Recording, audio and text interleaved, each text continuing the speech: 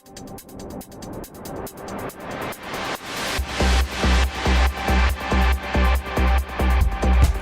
into your seats and get ready. It's time for the Mortarpod.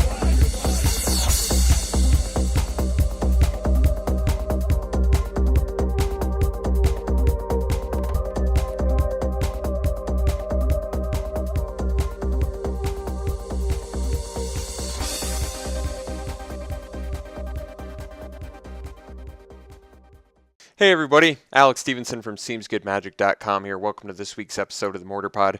Mortarpod is a weekly video podcast where I show a custom magic set that I've made and prepared based on movies, TV shows, books that are suggested or that I just feel like would make a good magic set. So this week we've got a great set, and this one's a little bit special because I got the Reddit community involved, and they really helped sort of clean up some of the cards that needed work, so I think you guys are really going to like this one. So this week we're doing Raiders of the Lost Ark, just an awesome 1988 Steven Spielberg, George Lucas, Indiana Jones movie. So Indiana Jones, the trilogy, the original three, were great. I grew up on those. I was really young. I loved those movies.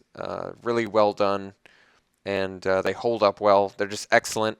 Then, way later, they made Legend of the Crystal Skull, and they got Harrison Ford, also starring Shia LaBeouf, and unfortunately, not so good. I was not a big fan. I don't think many other people were either. But let's get into Raiders of the Lost Ark set, because this is a fantastic movie, and both Raiders of the Lost Ark and Indiana Jones and the Last Crusade both had to do with Nazis and Nazi Germany.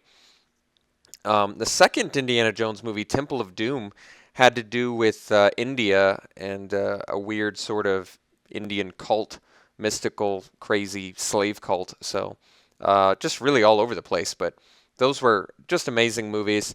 There's some rumors that they're going to be making yet another Indiana Jones, but based on how the Crystal Skull did, maybe that's up in the air. I feel like it's too big of a franchise for it to disappear forever. So I imagine it'll come back at some point. So let's do the cards. Let's jump into it. We've got Indiana Jones first, starting off Raiders of the Lost Ark, of course. I always like to organize these slideshows chronologically as how the movie progresses. So Indiana Jones is 3 colorless, a white and a blue, for a legendary human advisor creature. He's a mythic. He's a 4/4.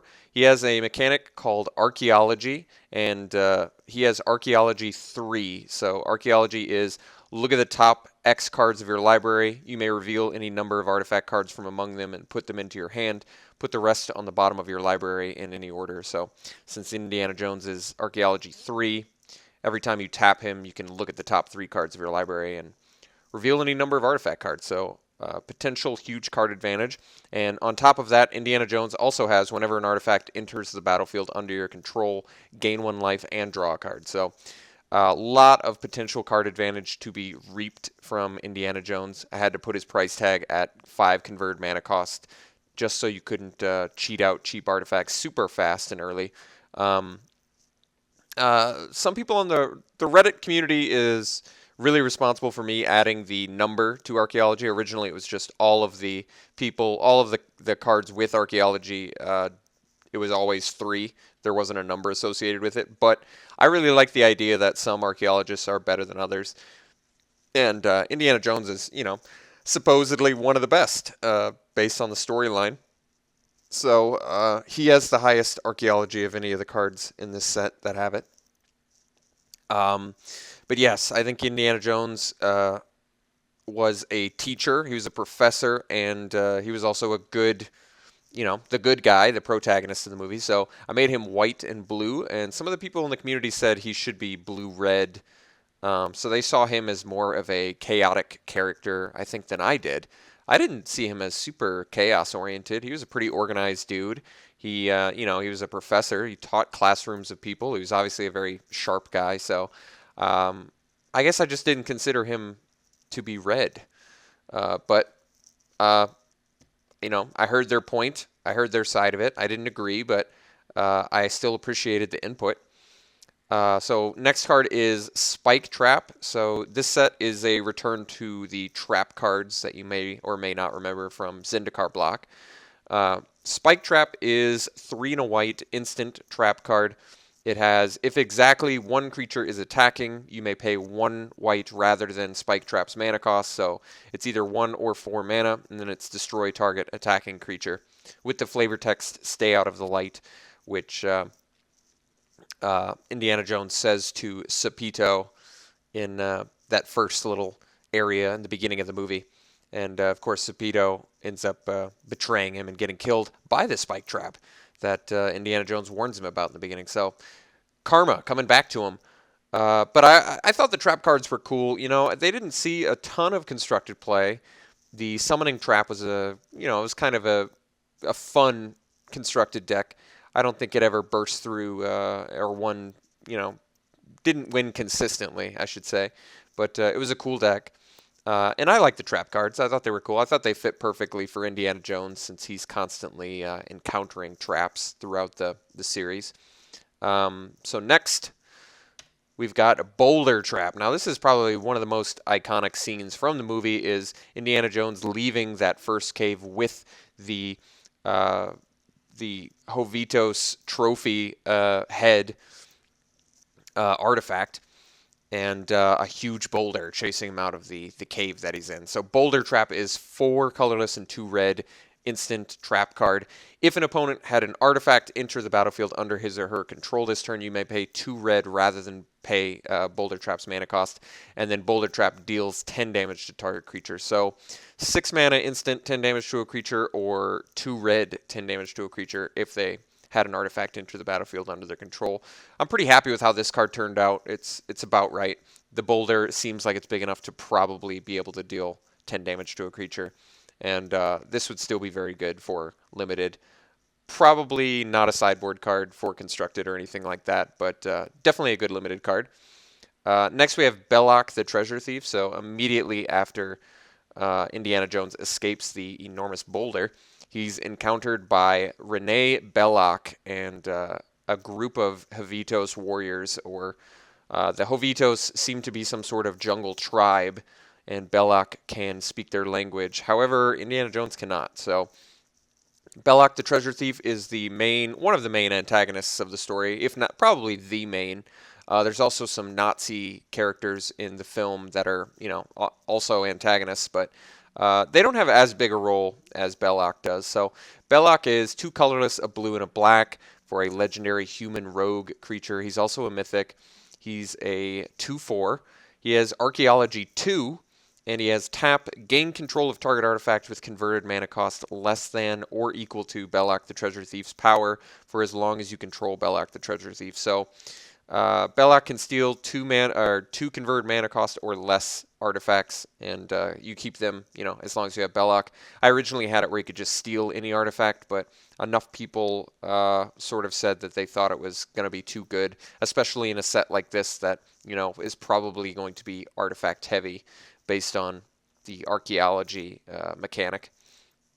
But very iconic scene in the movie as well. As soon as Indy's done all that work to escape with the hovitos, I don't know exactly what to call that artifact. It's the head of some god or something that the hovitos tribe revere. So Belloc takes that. He's known by Indy as sort of like an artifact thief. And flavorfully, I thought that worked really well. Also, making him a worse archaeologist is kind of flavorful as well, since he's clearly not on the same level as Indiana. Following up, we have the Hovitos Warrior. So I gave him his own card. The Hovitos Warrior is 1 green for a 2/1 human warrior creature. He's an uncommon. He enters the battlefield with 1 blow dart counter on it. And then you can tap him and remove a blow dart counter from him, and he deals 2 damage to a creature with flying. So originally I had it more like Occasion Javelineer, where it could deal the damage to any target.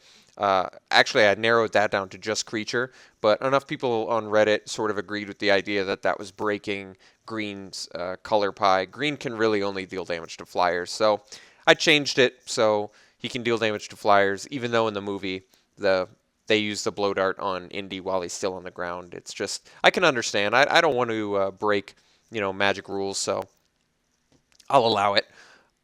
This card is very comparable to sort of like Scattershot Archer from Conflux, if you remember that. That was a 1 green, 1/2 that you could tap and deal 1 damage to each flying creature. I believe your opponent controlled or target player controlled.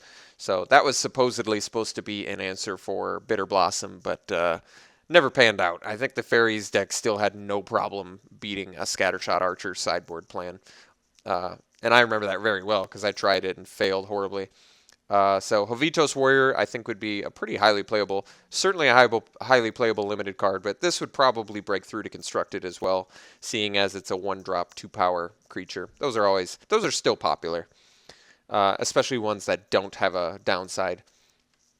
Next we have Marcus Brody, who is in both the first and third movie, but not in the second movie, sadly. Not in Temple of Doom, but in both Raiders of the Lost Ark and Last Crusade coming back. So Marcus Brody is 2 blue for a 1/3 legendary human advisor creature. He's just a rare, and he has artifacts you control have hexproof. And flavorfully, that is associated with the fact that he's the curator of the National Museum in Washington, D.C. So I kind of saw him as Indiana brings Marcus the artifacts, and then Marcus brings it to the museum where they're protected. So that's why they have hexproof. It made sense, I think. And Marcus is definitely a friend of both Indiana and Indiana's father, Henry Jones Sr. Moving on, we have Marion Ravenwood. So after, unfortunately, the failure of Indiana to recover that artifact, he returns, he talks to Marcus, and he's encountered by a group of government agents about the Ark of the Covenant. And it's sort of Adolf Hitler was seeking out ancient relics, and I think this is actually a true story, which makes it very creepy, was actually searching out sort of mythological artifacts and relics from the past because he was very superstitious and believed in that stuff. So Indy is familiar with the daughter of an archaeologist that was a former, sort of, what's the word I'm looking for? Like co-worker, as Indy was. His name was Abner Ravenwood. So Abner is dead, and Abner's daughter, Marion Ravenwood, has been living in the mountains of Tibet, running a bar. So Marion Ravenwood is 1 red for a 1/2 mythic human creature. She has a green and a red. She gets +1/+1 until end of turn, and then she has tap. She fights target creature and opponent controls. So she was very feisty and chaotic in the movie, and I thought this would work very well for her, as well as being a very powerful card. I think this would absolutely see some constructed play, no doubt in my mind. This might actually go more than just standard, simply because it's a 1-drop that has the ability to fight and pump itself. Just a lot of abilities that work well together. So I think she's pretty flavorfully, aesthetically correct, as well as being a very powerful mythic. Next we have Sala, Egypt's Greatest Digger. This is played by John Rhys Davies, who also was the dwarf in Lord of the Rings, much to, I think, a lot of people's surprise. He's actually an English gentleman who played an Arab in this movie, which was also kind of interesting. That worked and, was politically correct. There weren't any issues, or I think we just live in sort of different times now that might be looked at differently. Having white people play Arabs is sort of a little bit more taboo than it used to be.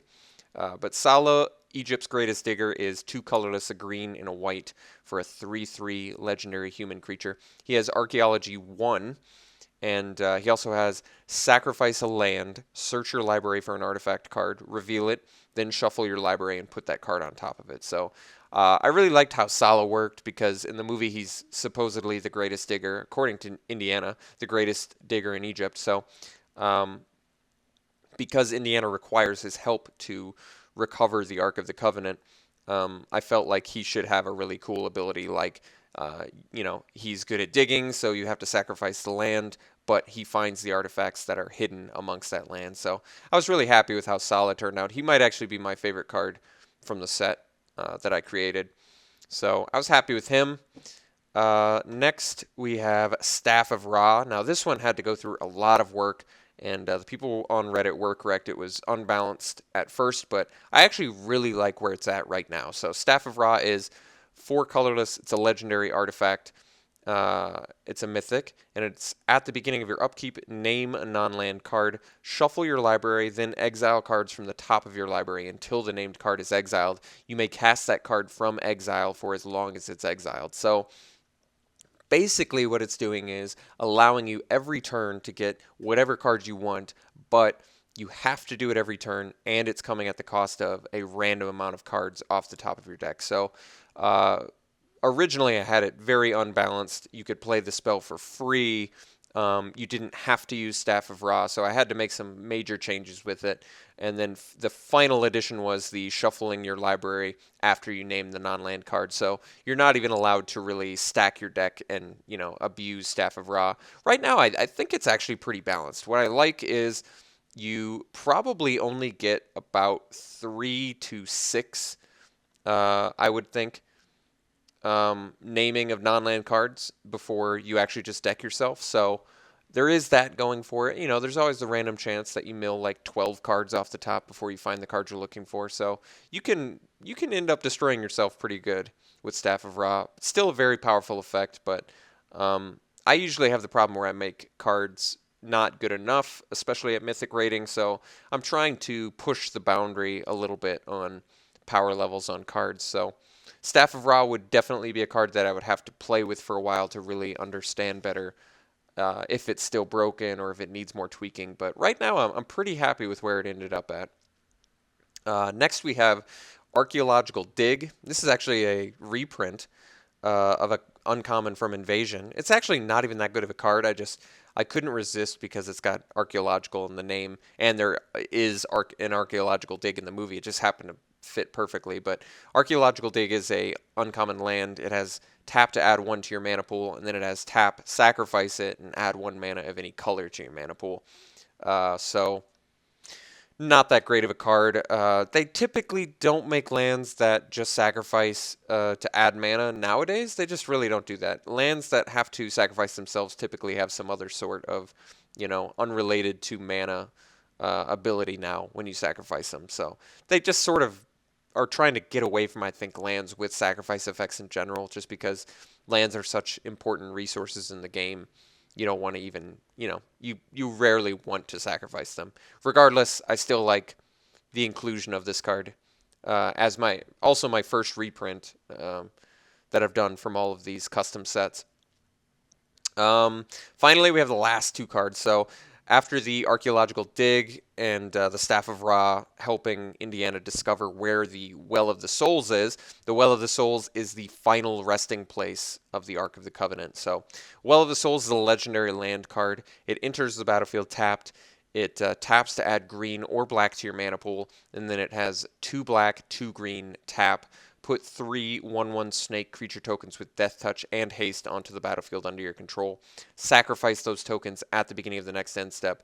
Activate this ability only as a sorcery. So I wanted it to be a little bit manlandish, but at the same time, I'm a little bit tired of manlands. I wanted to switch it up a little bit.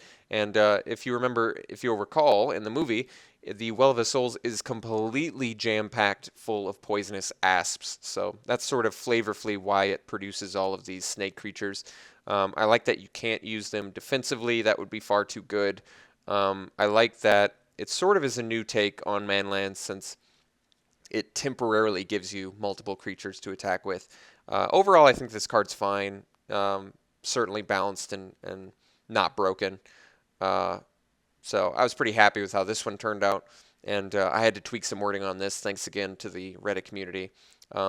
Basically, lands that are dual lands have to have some sort of drawback or have to enter the battlefield tapped. They really don't like the idea of dual lands with no drawbacks nowadays. So I had to change it that it entered tapped, and I had forgotten to put haste or give the snake creatures haste, so the card was kind of pointless before. But Much better now. And actually, I really like how the picture looks on this. For some reason, the picture turned out really, really cool. Finally, we have the Ark of the Covenant, namesake of the movie. So this was a tough card to make, but ultimately I think it's still a very powerful effect and not broken. Ark of the Covenant is 7 mana legendary artifact. When it enters the battlefield, exile all untapped creatures, and then it gives non-creature permanents you control have tap, deal 1 damage to target creature or player. And keep in mind that also includes Ark of the Covenant itself. So very powerful effect, clearly. But for 7 mana, and it's legendary, and it exiles all untapped creatures, which doesn't necessarily blow out your opponent's creatures. I think it's still a very powerful effect, but likely not broken. If you'll recall in the movie, the entire reason I have it exiling untapped creatures is when they finally unveil the Ark of the Covenant, Belloc and the 2 Nazis that he's with in this card art. Indy is intelligent enough to know to close his eyes, and he tells Marion to do the same. So I sort of saw them closing their eyes as a form of sort of tapping themselves and protecting themselves from the Ark of the Covenant. I'm not exactly sure why having your eyes open is what causes you to die. I guess it's like you're not showing respect for the Ark of the Covenant or something like that is sort of the impression I got. But yes, the Ark is an extremely powerful artifact in both the movie and the game in this custom Magic set. So I'm thinking about, likely of either next week or eventually getting to do Indiana Jones Temple of Doom and then Indiana Jones Last Crusade. Probably not a Legend of the Crystal Skull just because I really did not enjoy that movie. But hope you enjoyed that custom set. I'm hoping to next week go back to Reddit. They really got me a lot more hits on the set itself on Imager, and they really did help a lot with designing the set. So thanks for watching this week, and thanks for tuning into the draft videos as well. We'll see you next week, guys.